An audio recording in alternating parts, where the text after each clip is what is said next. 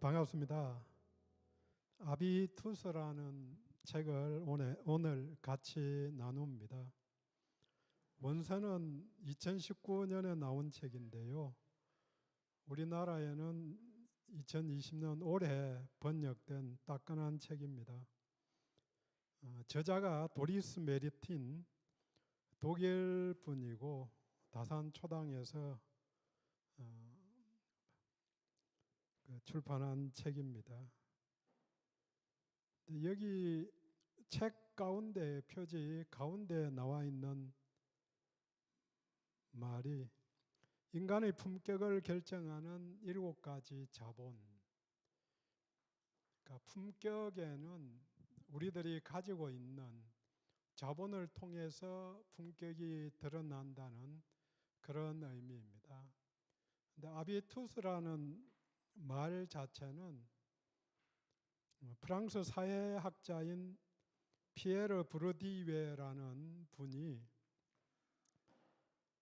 1979년에 구별짓기 문화와 취향의 사회학 이런 책을 펴냈는데 우리나라에는 2005년 한참 뒤에 번역이 되었습니다. 그래서 문화와 취향 이것들이 사회적으로 어떻게 구별이 되는가, 그래서 계층이 존재한다. 상류층, 중류층, 하류층 그런 계층별로 생각하는 게 다르다는 거죠. 그런 면에서 이 책에서는 3가지 자본을 이야기를 합니다. 경제 자본을 경제에 대해서 어떻게 대응하고 또 보여주는가, 문화에 대해서 어떻게 접근하는가, 또 상류층과 하류층이 사회자본, 관계에 있어서 어떤 모습이 다른가 하는 것을 3가지를 이제 가지고 주로 분리해서 구별짓기 그런 계층 간의 차이를 드러내었습니다. 그런데 원래 아비투스라는 말 자체는 토마스 아퀴나스가 아리스토텔레스가 윤리학에서 사용하던 엑시스라는 단어를 라틴어로 아비투스 이렇게 번역을 합니다. 그래서 기독교 윤리학, 원래 아리스토텔레스 윤리학에서 쓰던 용어를 기독교 윤리학 단어로 윤리적인 의미에서 사용하던 것을 브르디웨는 사회학적으로 그렇게 해석을 해서 개인이 바뀌어도 쉽게 바뀌지 않는 세상의 지배구조, 지배구조라는 그런 측면에서 보고 그러니까 단어의 용어의 개념을 정리한 것입니다. 그래서 이 책에서도 아비투스라는 용어 자체를 타인과 나를 구별짓는 취향, 습관, 아우라, 2번째는 사회문화적 환경에 의해 결정되는 제2의 본성, 3번째는 계층 및 사회적 지위의 결과이자 표현이라고 그렇게 단어의 의미를 정리해서 표현을 합니다. 영어의 단어인 habit, 습관, 이것을 사회학적으로 조금 계층을 나누어서 습관이 개인의 습관도 맞지만 사회적으로 생각하는 것, 드러내는 모습들이 다르다고 그렇게 본 것입니다. 그래서 아비투스는 일종의 버릇인데 이 버릇이 사회적인 면이 있다. 계층 간에 버릇이 다르다, 습관이 다르다, 태도가 다르다. 그렇게 해석을 하는 거죠. 그래서 사회적이라는 의미 자체가 집단적이며 계급적이다. 그렇게 이야기할 수 있습니다. 전체적인 책의 구성은 서문에서 아비투스는 당신이 어떤 사람인지를 폭로한다. 그다음 1장에서는 전체적인 아비투스의 의미 자체를 설명하는 쪽입니다. 그래서 아비투스가 삶, 기회, 지위를 결정한다고. 그래서 이 아비투스에 사용하는 적용되는 사람들에게는 누구나 7가지의 자산이 있다, 자본이 있다. 그래서 2장부터 8장까지 7가지의 자산을 구체적으로 설명을 합니다. 그래서 첫 번째 제시한 자본이 심리자본, 어떻게 생각하고 어디까지 상상하는가가 계층별로 다르다, 이렇게 표현하는 거죠. 그 다음 마지막에 마치는 걸 이게 계속해서 반복하는 게 아비투스를 바꾸는 게 언제 어디서나 가능하다. 그러니까 하류청의 마인드를 가진 사람이 또 그런 삶을 살던 사람들이 바꿀 수 있다. 상류층으로 올라갈 수 있다. 뭐 사다리 올라갈 수 있다. 그게 전체적인 흐름인데 그게 대표적인 예로 부르디에 갔던 사람을 듭니다.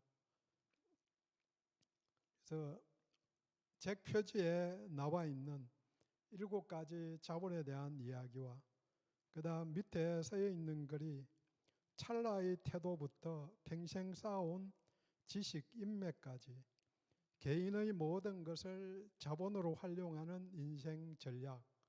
그래서 우리들에게 주어져 있는 것, 이런 영역별로 주어져 있는 자본이 있기도 하고 태어나면서부터 또 커가면서 있기도 하고 또 필요하면은 개발할 필요가 있다. 그 자산들이 우리들을 품격 있는 사람으로 바꿔준다. 그래서 오늘 우리가 경험하고 배우고 듣고 행하는 것이 내일의 우리로 만든다.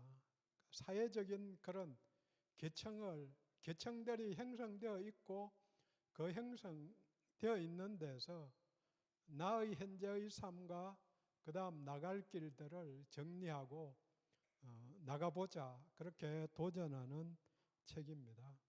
그래서 한국판 서문에서 제일 먼저 하는 이야기가 크랩 멘탈리티, 양동이 속에 개들을, 그러니까 어부가 개를 잡아서 양동이 속에 넣었을 때 어떻게 개들이 행동하는가. 서로 협력하고 또 노력하면은 빠져나올 수가 있는데 빠져나오지 않는다는 거죠. 못 빠져나온다는 거죠. 그 이유가 올라가면은 그 개들을 다른 개들이 잡아챈다는 거죠. 그래서 이런 면에서 끝까지 올라가서 넘어서는 개도 있고 또 다른 개를 넘어가려고 하는 개들을 방해만 하는 개도 있고 그 다음에 좀 하다가 포기하는, 좌절하는 것도 있고 끝까지 노력해서 탈출하는 개도 있는데 무엇을 꿈꾸고 어떻게 노력하느냐에 따라서 넘어서는, 그러니까 탈출하는 자도 있고 그 다음 방해꾼도 있다는 것입니다. 그래서 1장에서 전체적인 개념적으로 아비투스가 삶, 기회, 지위를 결정한다. 그래서 제일 먼저 내세우는 이야기가 현실은 불공평하다 하는 걸 인정해야 한다고 이야기를 합니다. 우리가 어떤 가치관, 선호, 취향, 또 행동 방식, 습관 이런 것들이 길들여져 있는데 이 길들여져 있는 이것 따라서 세상을 맞이하게 된다는 거죠.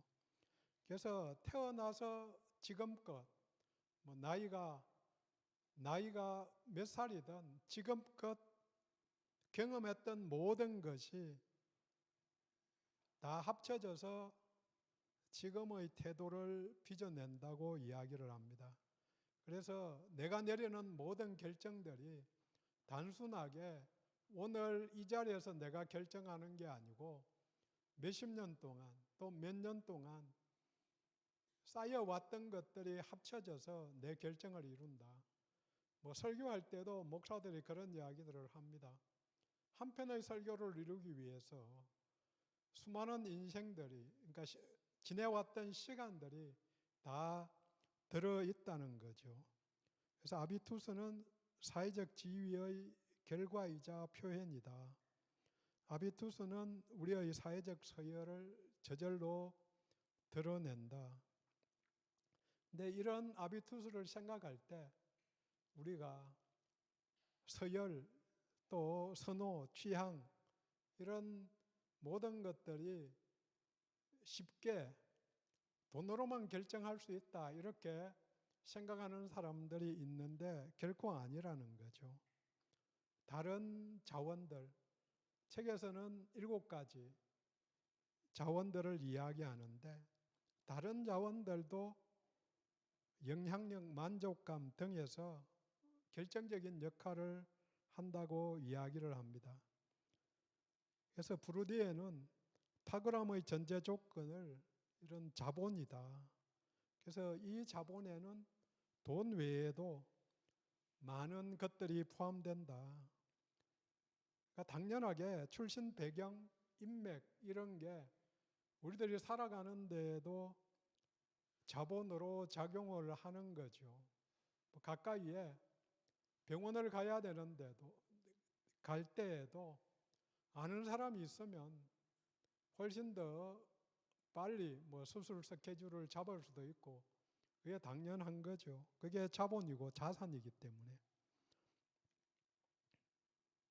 그래서 성공은 돈만으로 결정되지 않는다. 모든 자원 또 그 자원으로 인해서 이루어진 아비투스가 주어진 선택이 현재의 삶과 미래에 영향을 미친다. 그래서 남들과 구별짓는 7가지 자본을 계속해서 반복해서 이야기를 합니다. 심리, 문화, 지식, 경제, 신체, 언어, 사회 이 모든 자본이 아비투스에 영향을 미친다. 그런 면에서 우리들 각자에게도 도전을 줍니다.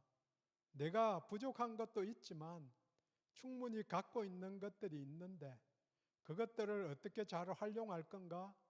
또 부족하다면 어떻게 우리들이 부족한 부분들을 보충해 나갈 건가? 보다 높은 좋은 아비투스를 갖게 할 것인가? 그래서 자본의 유형을 다양하게 가질수록 더 높이 올라간다고 이야기를 합니다. 심리자본, 거기서 중요한 요인 중에 하나가 심리적 안정감이 필요하다. 당연한 이야기인데 문화자본, 지식자본도 자본에 속하는 거니까 당연하다고 생각을 하고 더더욱 경제자본에 대한 것은 더 잘 아실 거고 신체자본 이것도 요즘 시대에는 더 많이 활용되고 중요한 요인을 된다는 그런 생각을 해볼 수 있습니다. 6번째는 언어자본, 말을 얼마나 잘하는가, 구체적으로 또 객관적으로 설명을 잘할 수 있는 건가 하는 능력이 필요하죠. 사회자본, 관계를 얼마나 잘하는가, 또 얼마나 좋은 사람들을 많이 알고 있는가 하는 것이 살아가는데 중요한 자산이 된다는 거죠. 그래서 책에서는 7가지 자본 유형이 투자 포트폴리오와 같다고 그렇게 설명을 합니다.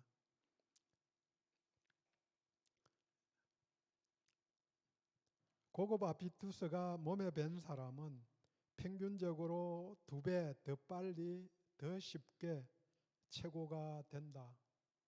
그러니까 여러 가지 자산을 골고루 잘 갖춘 사람들이 빨리 성공하고 성장하는 게 당연하다는 거죠. 책 속에서 상류층 자녀들은 책임감과 자신감을 동시에 훈련하고 어려서부터 구별짓기와 탁월함을 몸에 익힌다.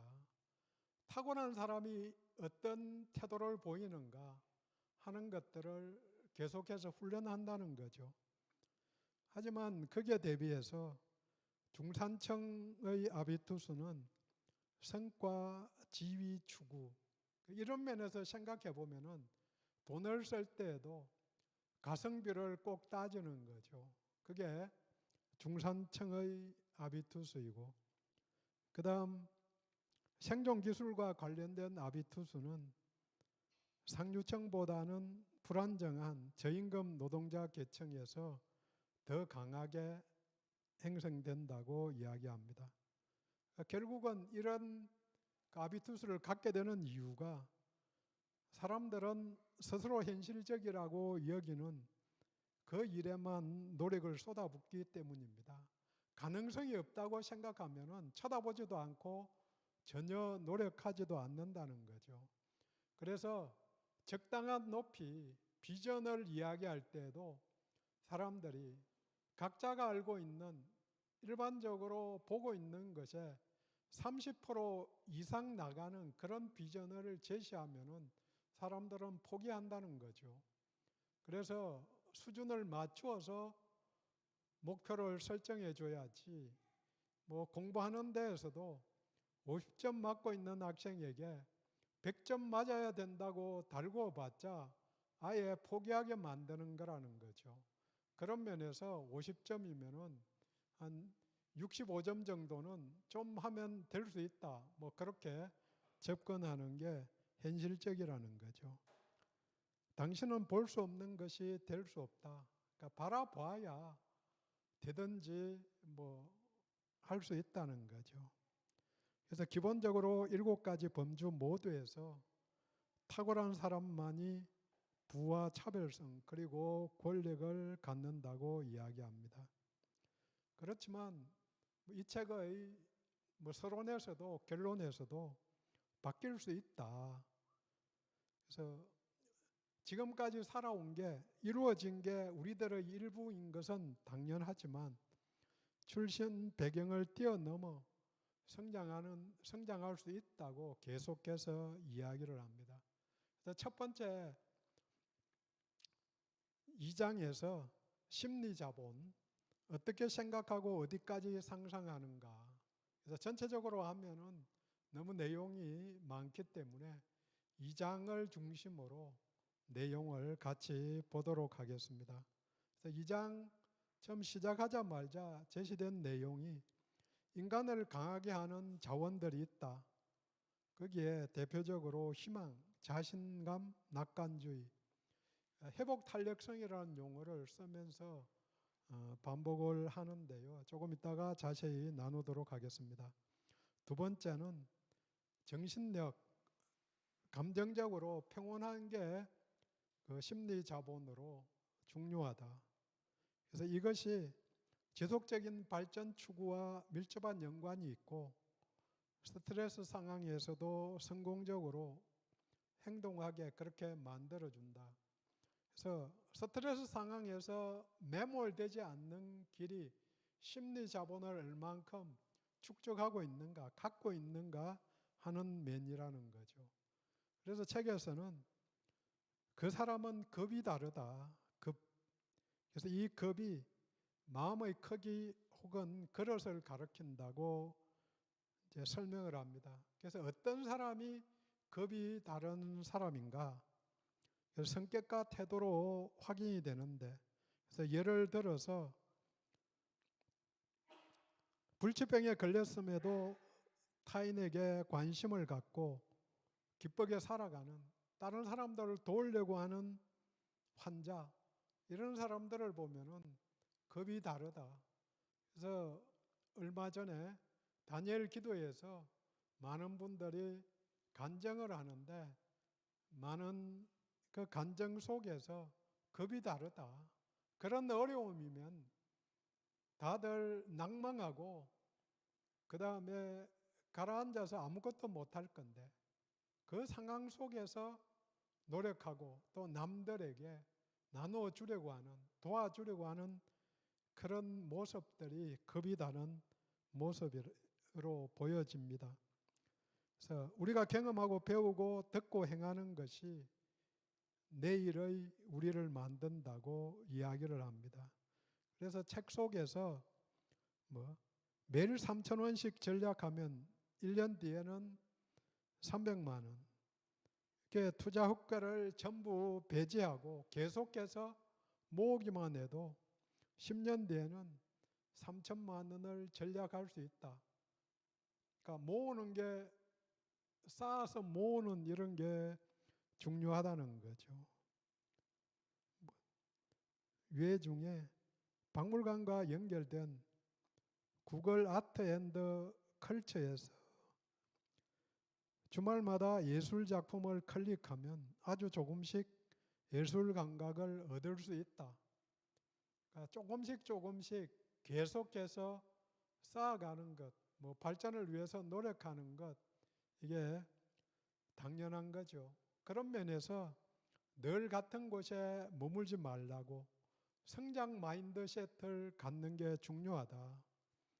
그래서 아비투스를 바꾸려면 성장 마인드셋, 그냥 고정되어 있는 게 아니다. 모든 게 내가 바꿀 수 있다. 성장 마인드셋을 가진 사람은 결단력과 열정적 노력이 성공의 바탕이라고 믿기 때문에 계속해서 성장하려고 노력한다는 거죠. 그 다음에 책에서 회복 탄력성이 중요하다. 어느 때에 일상적인 일반적인 상황 속에서는 회복이고 고민할 게 없는데 상실, 질병, 스트레스 등 압박을 받았을 때 필요한 능력이라는 거죠. 인생이 잘 풀릴 때는 이런 게 필요 없지만 인생의 힘겨운 구간에서 심각한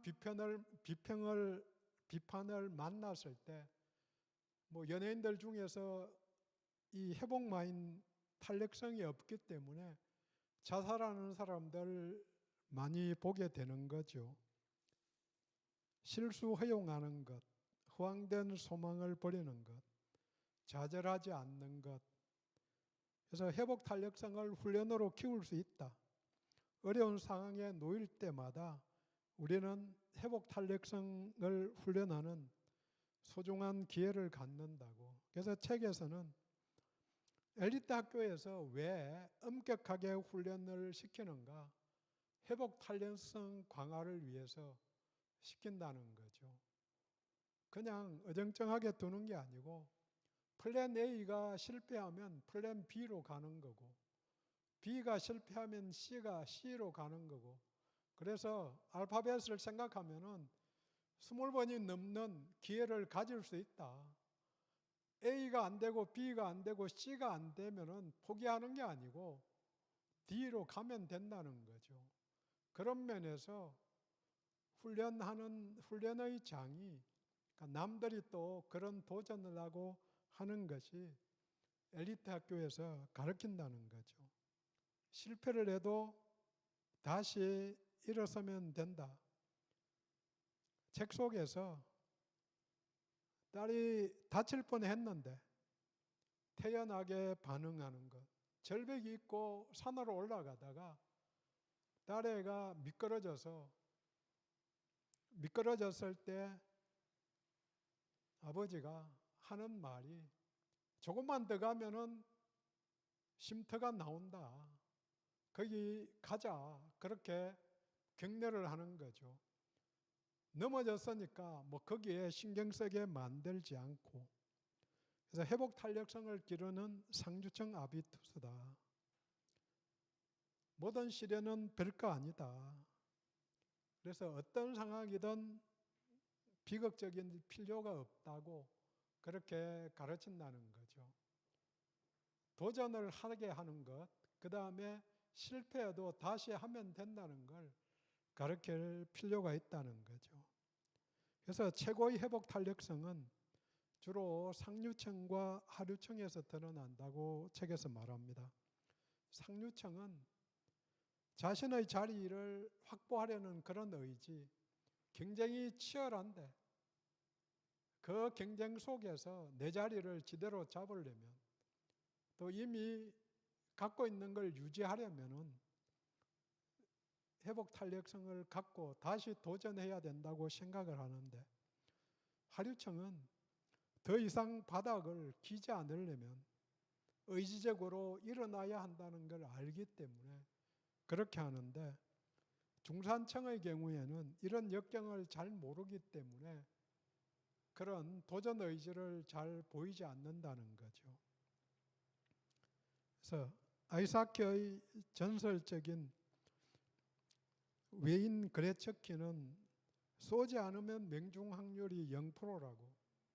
그래서 실패를 해도 쏘다 보면은 100개 쏘아서 어떤 사람은 100개 쏘아서 10개가 들어가고 어떤 사람은 50개가 들어가지만 10개 들어가기 때문에 나는 쏘지 않는다 이렇게 하면은 가능성이 없다는 거죠.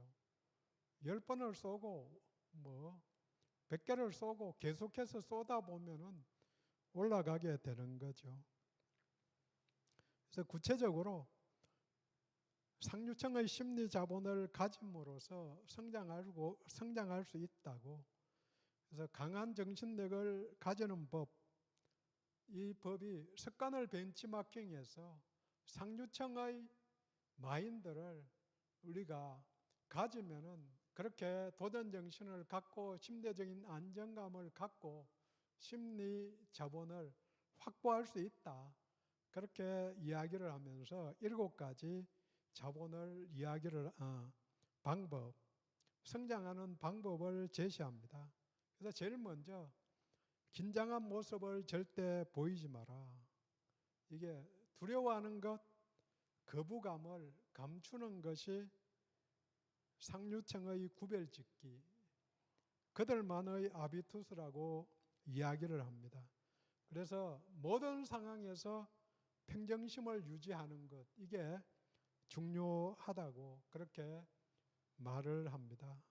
긴장한 모습을 보이지 않는 것.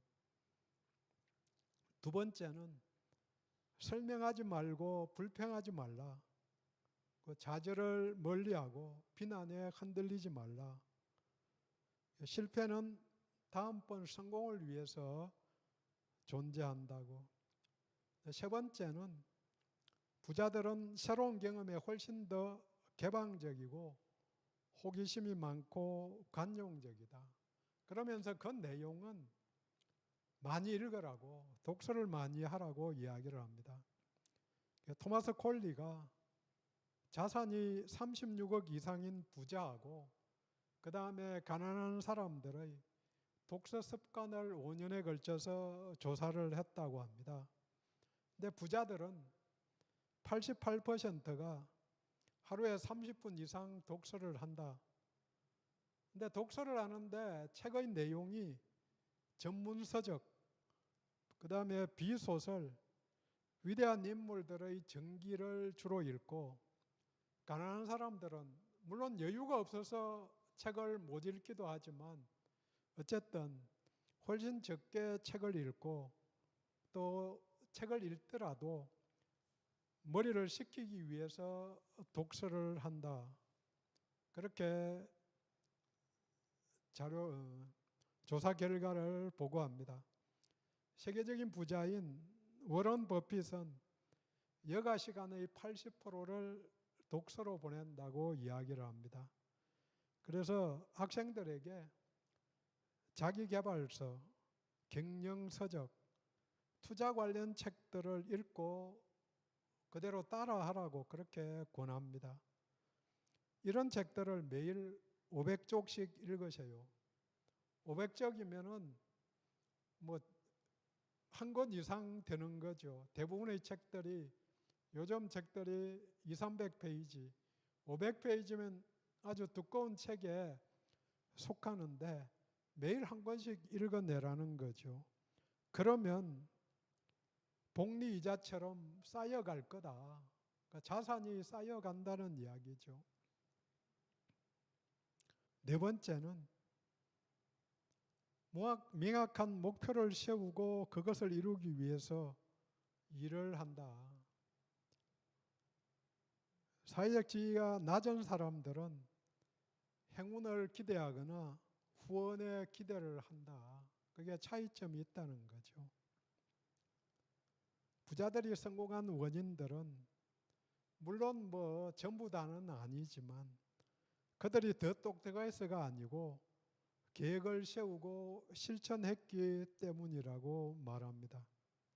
다섯 번째는 가난할수록 더 여론에 남의 판단이나 비평에 끌려다닌다. 부자일수록 사고와 행동이 유연하다. 그래서 자신감, 정체성과 자신감이 중요한 거죠.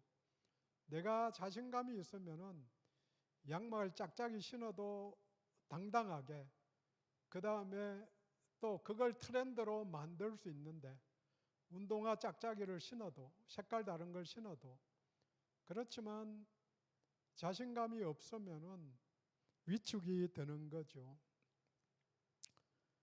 여섯 번째는 최고의 직업뿐 아니라 직업학교도 기업가 정신을 요구한다. 주인의식을 이야기하는 거죠.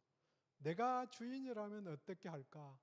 그런 마음들이 자기가 소속된 단체를 또 기업을 성장시키는 거죠.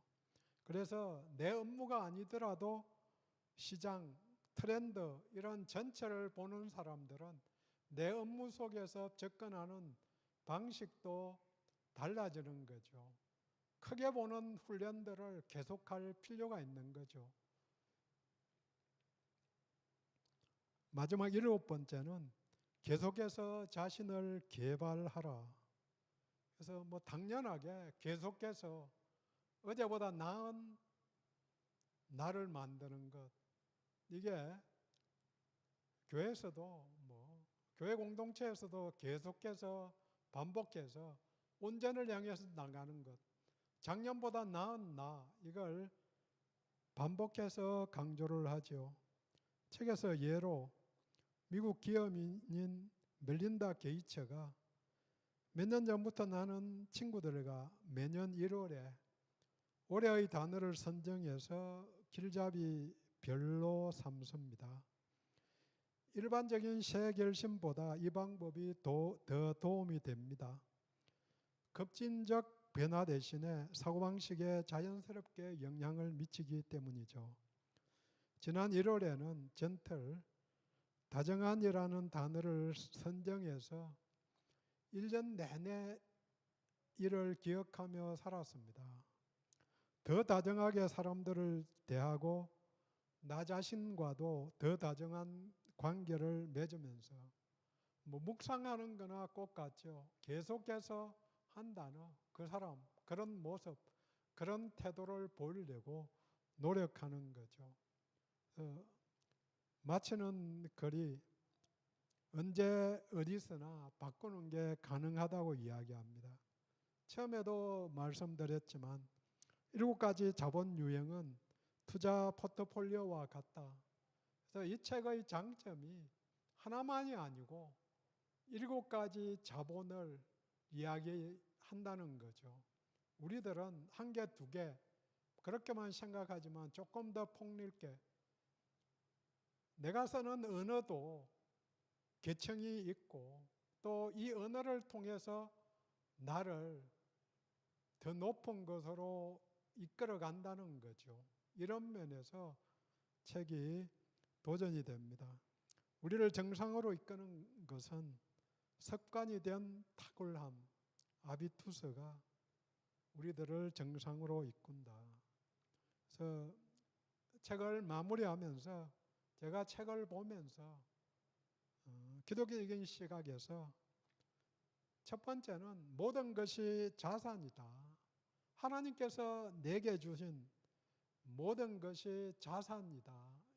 물론 책에서는 7가지 면만 이야기를 했는데 그런 면 아니더라도 내게 있는 게 뭔가 가만히 생각해 보면은 그래서 연말이 다 되어 가는데 연말에 감사의 조건 이야기할 때 100가지 쓰라고 그러면 1년 동안 100가지 감사 쓰려고 마음먹으면 금방 쓸 수 있는 거죠.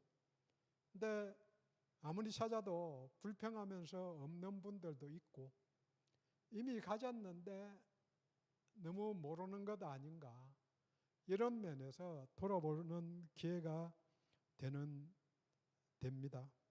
그래서 하나님께서 각자에게 하나님의 자녀이다, 왕같은 제사장이다 이미 주셨는데, 내게 오늘 강조해서 심리적인 자본을 이야기했는데, 심리적인 그 면에서도 우리들에게 하나님 안에서 샬롬, 평강과 안정감을 주셨는데, 그래서 확인을 해야 하는 거죠. 그래서 중요한 것은 내 정체성이 뭔가, 이 정체성 속에서 자존감이 나오게 되는 거죠. 그래서 진실로 하나님의 자녀다, 왕같은 제사장이다, 이 정체성을 가지면은 자존감을 회복할 수 있고 또 거기에 맞추어서 살 수 있게 되는 거죠. 말씀의 사람, 기도의 사람, 그걸 실천해 갈 수 있는 거죠. 그래서 7가지 습관 들이기, 그것들을 곰곰이 말씀하고 연결해서 한번 정리를 해봤습니다.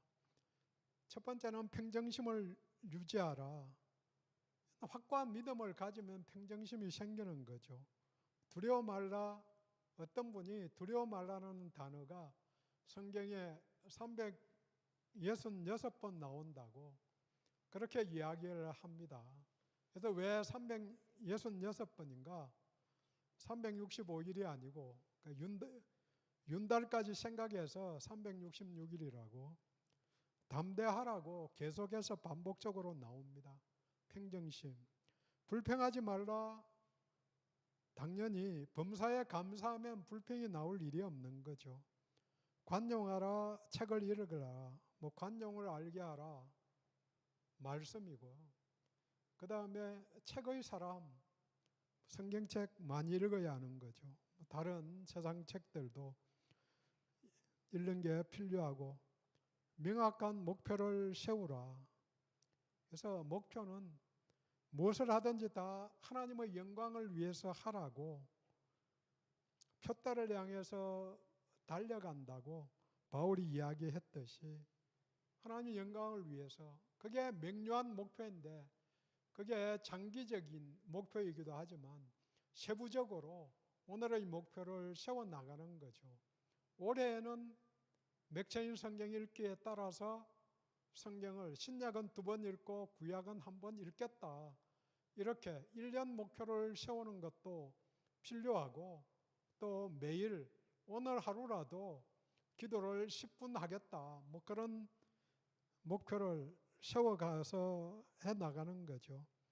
5번째, 여론에 흔들리지 말라. 굳세어라. 흔들리지 않는 비결은 넓고 크게 봐야 되는 거죠. 그릇이 조금만 하니까 조금만 흔들어도, 바람이 조금만 불어도 흔들려 다니는데, 대양 같으면, 태평양 같으면은 조금 흔들려서는 안 흔들리는 거죠. 마음을 넓히라고 성경은 이야기하는 거죠. 마지막 6번째는 기업가 정신, 주인의식을 가지라. 성경은 우리를 그리스도의 대사라고, 대리인이라고, 그래서 일을 맡겨주신, 하나님께서 이 땅에서 나에게 맡겨주셨는데, 맡긴